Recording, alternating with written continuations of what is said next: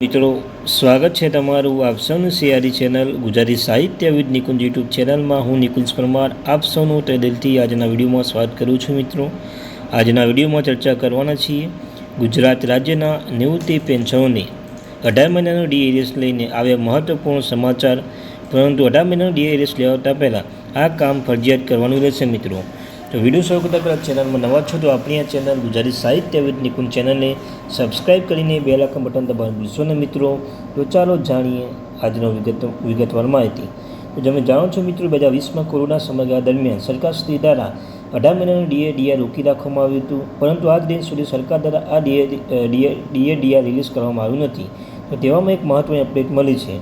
તો સૌપ્રથમ વાત કરી લઈએ ગુજરાત રાજ્યના કર્મચારી અને પેન્શન માટે લાવવામાં આવેલા 8મા પગાર પંચ આવેલી અપડેટ્સ મુજબ સપ્ટેમ્બર મહિનામાં મોંઘવારી ભથ્થામાં વધારાની સત્તાવાર જાહેરાત કરી શકે છે. જૂન 2024માં મેમોરેન્ડમ સબમિટ કરવાની પ્રક્રિયા પૂર્ણ થયા બાદ હવે 8મું પગાર પંચ વિવિધ રાજ્યોની મુલાકાત લેશે. મિત્રો, આ પગાર પંચ લાખો કર્મચારી માટે મૂળ વેતન પેન્શન માળખા મોટો ફેરફારની ભલામણ કરશે. ડી હાઇક ન્યૂઝમાં ગુજરાત સરકારના અંદાજે 55 લાખ સેવારત કર્મચારીઓ 69 લાખ પેન્શન માટે સપ્ટેમ્બર 2024ની મહિનો નાણાકીય ખુશખબર લઈને આવી શકે છે. નવીનતમ 8મા પગાર પંચ અપડેટ અનુસાર કેન્દ્ર સરકાર દ્વારા આ મહિનામાં મોંઘવારી ભથ્થામાં વધારાની સત્તાવાર જાહેરાત પ્રબળ સંભાવના સેવા રહી છે, જેનાથી કર્મચારીઓ અને માસિક વેતનમાં મોટો ફાયદો થશે. મિત્રો, ડી હાઇક ન્યૂઝ ડીએની જાહેરાત થવાની પ્રબળ શક્યતા. રાજ્ય સરકાર સામાન્ય રીતે વર્ષમાં 2 વાર ડીએ જાહેરાત કરે છે. કર્મચારી માટે મોંઘવારી ભથ્થું ડીએ જાહેરાત કરે છે. All India consumer price NPS employees federation પ્રમુખ મનજીતસિંહ પટેલે જણાવ્યું છે કે તાજેતરમાં જુલાઈથી ડિસેમ્બર સુધી ગાળામાં માટે મોંઘવારી ભથ્થા જાહેરાત 10 વર્ષે સામાન્ય 2 વખત કરવામાં આવી છે. મિત્રો, કેટલીક વહીવટી પ્રક્રિયાના કારણે ઓક્ટોબર સુધી પહોંચી જાય છે. ડી હાઇક ન્યૂઝમાં કેન્દ્રીય કર્મચારી ડીએ 60% પર પહોંચ્યું છે. નોંધનીય છે કે અગાઉ 18 એપ્રિલ 2024 રોજ સરકાર જાન્યુઆરી 2024ના ગાળા પર મોંઘવારી ભથ્થા અને મોંઘવારી રાહત ડીએમાં 2% વધારો કર્યો હતો. આ વધારા પછી કર્મચારી કુલ ડીએ રેટ 60% પહોંચી ગયો છે. સરકારે નવું ભથ્થું નક્કી કરવા માટે ઓછામાં ઓછા 2 થી 3 મહિના સરેરાશ આર્થિક ડેટાની જરૂર પડે છે. જુલાઈ ડેટા આધારે સપ્ટેમ્બર અંતિમ નિર્ણય લેવામાં આવશે. મિત્રો, મોંઘવારી ભથ્થા ગણતરીની એસસીપી ડેટા નવા આંકડા.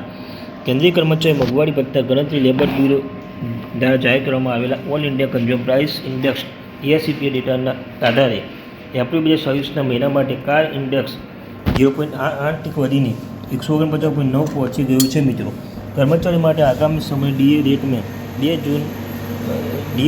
જૂન 2024ને આવનાર એસસીપી ડેટા આંકડા સંપૂર્ણ નિર્ભર રહેશે. ત્યારે અંતમાં વાત કરીએ 8મો પગાર પંચ સમક્ષ કર્મચારી સંઘટન મુખ્ય માગણીઓ.